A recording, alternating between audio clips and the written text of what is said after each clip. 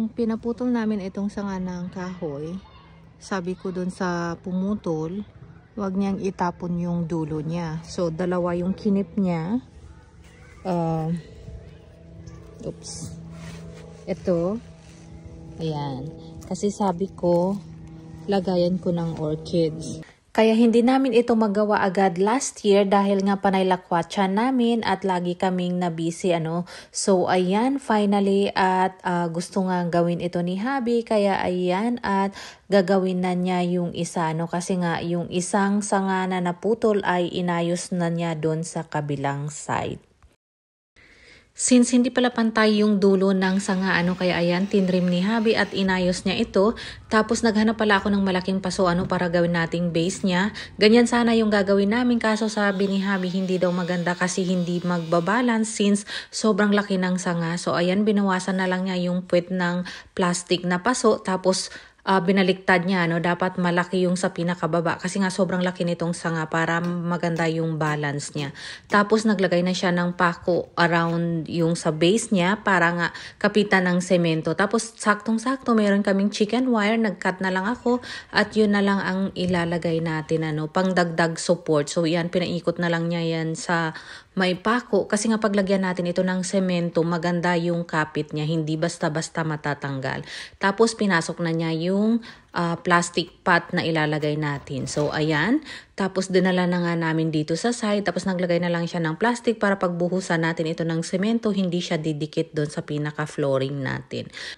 Tapos yung umaangat pala ng mga wire, ayan, pinasok ko na lang sa loob para pag natuyo yung semento, hindi sila aangat Tapos si Habi, nilagyan niya ng support itong sanga ng kahoy para hindi magalaw pag nilagyan na natin ito ng semento. So, ayan na nga at nagmix na nga si Habi. Anyway, yung semento pala na nabibili dito sa US, ganyan na yan parang mix na yan siya. Parang mag-a-add ka na lang ng tubig and then imimix mo na lang siya and then ready na yan gamitin. So, ayan, ang ginawa ko pala dito ay paunti-unti ko nilagay yung semento and then si Habi ay tinutusukan niya ng stick para make sure yung semento natin level sila at walang gap para siksik na siksik. So, ayan. So, once na okay na lagay lahat ng semento, ayan, ang ginawa ko ay nilinis ko na yung gilid ng paso para hindi ko na ito tatanggalin. Kasi pag mamaya mo pa yan tanggalin, pag tumigas na yung semento ay mahirap na itong linisin. So, ayan okay na nga ito. So, antayin na lang natin yan matuyo, maybe mga 2 to 3 days. So, after 2 to 3 days, ayan, ready na. So, ayan, tapos na. So, ayan ready na nga ito. Actually, sinubukan itong tanggalin ni Habi yung balat niya. Kaso nung tiningnan ko, sobrang kapal at mahirap ngang tanggalin. Kaya sinabihan ko siya, wag na niyang ituloy kasi nga sobrang matrabaho. Kasi matatakpan naman yan pag nilagay ko na yung orchids. Buti na lang, meron pala akong nabili dati na coconut liner. Ayan, so yan yung gagamitin natin para ma-secure natin ng maayos yung ating orchids. Kasi dito nga sa US, sobrang bihira ka lang makakita ng coconut or yung balat ng coconut mismo. So, ito na pala yung ating coconut liner. Nag-cut ako ng square para yan yung i-secure natin sa may ugat mismo ng ating orchids. Tapos, lalagyan natin ng sphagnum moss doon sa may ugat niya. Tapos, ayan, meron din tayong pangtali. Kaya, ayan, ready na yan. Ilagay sa ating orchids stand.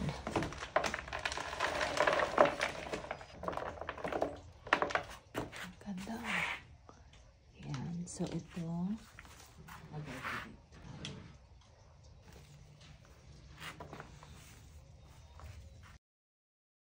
So, maganda ito kasi pwede mo siyang i-cut tapos hindi siya maghihiwalay. So, parang tela niya, pang cover natin dito since wala tayo nung mismong balat ng nyug na makapal, So, ito, din to ng nyug which is para sana to sa aking ibang project pero gamitin natin dito. So once na ma-secure na natin, ayan, pwede na natin itong itali. So ito yung wire. So itali lang natin ito dito. Maganda itong gamit nating wire kasi mabilis lang siyang itali. Yun nga lang, kitang-kita yung kulay niya pero okay lang yan. Tapos gumamit din pala ako ng pako pang dagdag support. So, ayan, wala akong ibang kulay na wire panapantali, yung green lang. So, okay lang yan. So, ito na, ano, yan. Para maging okay yung kanyang ugat. So, ito malapit nang mamulaklak. Ayan, oh. Yan. Ayan.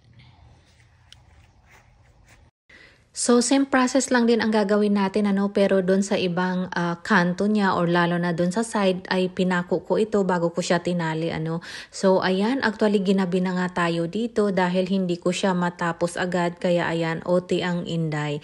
Anyway, saktong-sakto nga nung natapos ko ito ay marami pala akong airplan, ano, kaya ayan, pang dagdag dekorasyon din at pang cover ko din doon sa tali natin na kulay green, ano. So, yan yung nilagay ko and maybe later on mag-upgrade tayo lalo na pag may nakita tayong mga mini bromeliads, ano, lalo na yung kakaibang kulay para pandagdag natin dyan. So, ayan, finally at natapos na nga din natin yung mini project orchid stand. So, ayan, anyway, puro Cattleya pala tong nilagay ko dito para pag natapos namin yung isa pang stand niya, ano, ibang klaseng orchids naman ang ilalagay natin doon. Kaya ayan, o diba ang ganda?